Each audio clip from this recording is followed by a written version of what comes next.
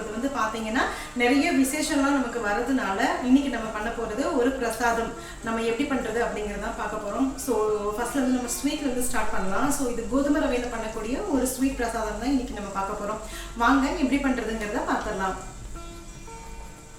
நம்ம கோதுமை ரவையில் வந்து ஒரு ஸ்வீட் பண்ண போகிறோம் சுவாமிக்கு. ஸோ அதுக்கு உண்டான மெத்தட் என்னன்னு பார்த்துடலாம். ஃபஸ்ட்டு குக்கரில் ஒரு 2 ஸ்பூன் நெய் போட்டுக்கோங்க.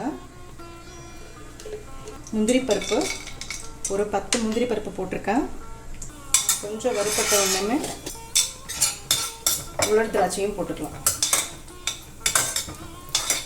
சிம்மில் வச்சுக்கோங்க. நான் வந்து 1/2 கப்பு ரவை எடுத்திருக்கேன். இது வந்து 1/2 கப்பு மெஷர்மெண்ட்டு. நீங்கள் வந்து எந்த கப்பில் எடுக்கிறீங்களோ அதே அளவு நீங்கள் தண்ணியும் சரி சர்க்கரையும் சரி சேர்த்துக்கலாம். இதையும் நல்லா வறுத்துக்கோங்க. 1 கப்பு ரவை எடுத்திங்கன்னா அதுக்கு 3 கப்பு தண்ணி விட்டுக்கோங்க. இப்போது இதை மூடி போட்டு வச்சிடலாம்.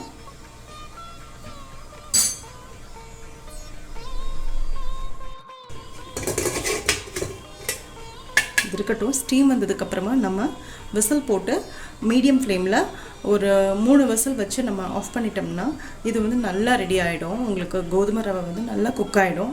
மீடியம் ஃப்ளேமில் ஒரு 2லேருந்து 3 விசில் வரட்டும். அதுக்குள்ளே நம்ம வந்து வெல்லம் வந்து கரைச்சி வச்சுப்போம். நம்ம இதில் வந்து 1 கப்பு ரவை எடுத்துக்கிட்டோம் இல்லையா, அதில் 1.5 கப்பு அளவுக்கு வெல்லம் சேர்த்துக்கலாம்.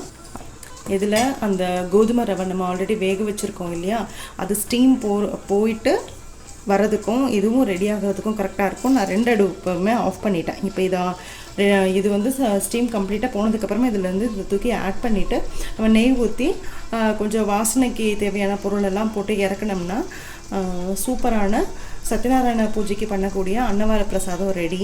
அந்த பக்கம் ரவையும் வந்து 1 விசில் வந்துடுச்சு. இப்போது தண்ணி வந்து பார்த்திங்கன்னா ரொம்ப கம்மியாக நம்ம சேர்த்துக்க போகிறோம். 2 விசில் வந்துடுச்சு. இங்கே பாருங்கள், இவ்வளோ தான் நான் தண்ணி சேர்த்துக்கிறேன்.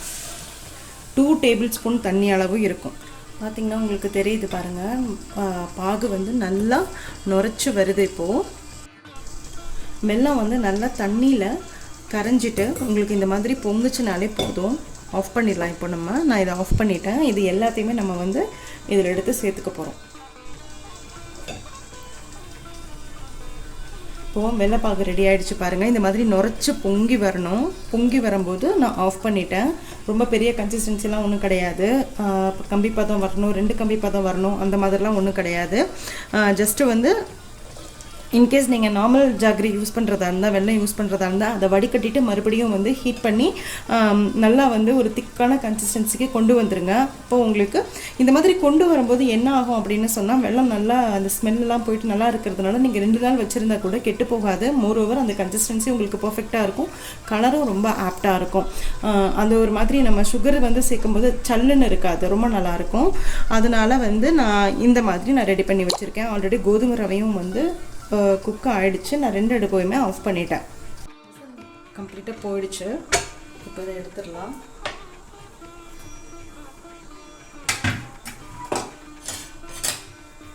பாருங்கள், நல்லா குக் ஆகிடுச்சு.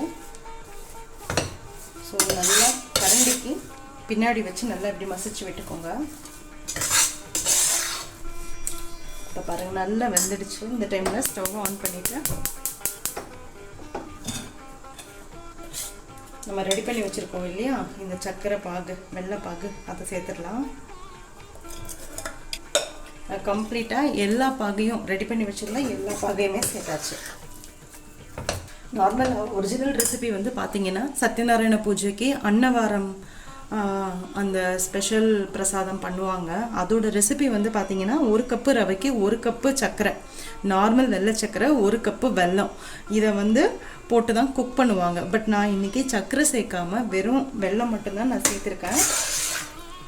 இன்கேஸ் வந்து உங்களுக்கு அந்த மாதிரி அத்தன்டிக்காக வேணும் அப்படின்னு சொன்னால் கண்டிப்பாக கமெண்ட்டில் சொல்லுங்கள், நான் போடுறேன் அதே மாதிரி ரெசிபி பண்ணி. இது வந்து சத்யநாராயண பூஜைக்கு அந்த அன்னவார பிரசாதம் கொடுப்பாங்க இல்லையா சத்யநாராயண கோயிலில், அந்த ரெசிபி இது. உங்களுக்கு இன்கேஸ் சக்கரை பொங்கல் மாதிரி பண்ணணும் அப்படின்னு சொன்னால் இந்த பருப்பு சிறுபருப்பு இருக்குது இல்லையா, பாசிப்பருப்பு, அது வந்து நம்ம கோதுமை ரவையில் வறுக்கும் போதே பருப்பையும் சேர்த்து வறுத்து கோதுமை ரவை வேக வைக்கும் போதே நம்ம அதையும் சேர்த்து போட்டுக்கலாம். இப்போது இதில் வந்து நம்ம என்ன பண்ண போகிறோம்னா நெய் கொஞ்சம் விட போகிறோம். ஸோ மொத்தமாக 3 ஸ்பூன் நெய் விட்டுருக்கோம். இப்போ என்ன பண்ண போகிறோம்னா ஒரே ஒரு ஜாதிக்காய் எடுத்துருக்கோம். ஒரு ஜாதிக்காவை நம்ம போட போகிறதில்ல, இதில் வந்து கொஞ்சமாக மட்டும் கட் பண்ணி எடுத்துக்கலாம்.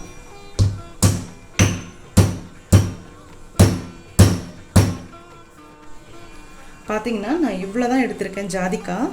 கொஞ்சமாக இவ்வளோ ஜாதிக்காய் வந்து நான் உடைச்சி எடுத்து வச்சுட்டேன் தனியாக. ஓ இதில் கொஞ்சமாக ஏலக்காய் தூள், அதுக்கப்புறமா குங்குமப்பூ உங்கள்கிட்ட இருந்ததுன்னா குங்குமப்பூ மறக்காமல் போட்டுக்கோங்க. பச்சைக்கருப்பு இருந்ததுன்னா அதுவும் போட்டுக்கோங்க. போட்டுட்டு இது எல்லாத்தையும் மிக்ஸ் பண்ணிக்கலாம். ஸோ இந்த பொடி வந்து ரெடி ஆகிடுச்சு.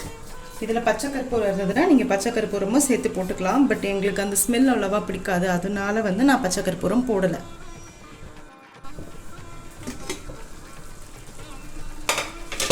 பாருங்கள், நம்ம நெய் போட்டோம் இல்லையா, நல்லா கொதிக்குது. இந்த டைமில் இந்த வாசனை பொடி ரெடி பண்ணி வச்சுருக்கிறதையும் போட்டுடலாம். ப்ளஸ் முந்திரி பருப்பு, raisins அதை நம்ம வறுத்து வச்சுருக்கோம் இல்லையா, அதையும் போட்டுக்கலாம். போட்டுட்டு மிக்ஸ் பண்ணிடலாம். உங்களுக்கு கன்சிஸ்டன்சி பார்த்தீங்கன்னா இந்த மாதிரி ட்ராப்பிங் கன்சிஸ்டன்சி இருக்கணும்.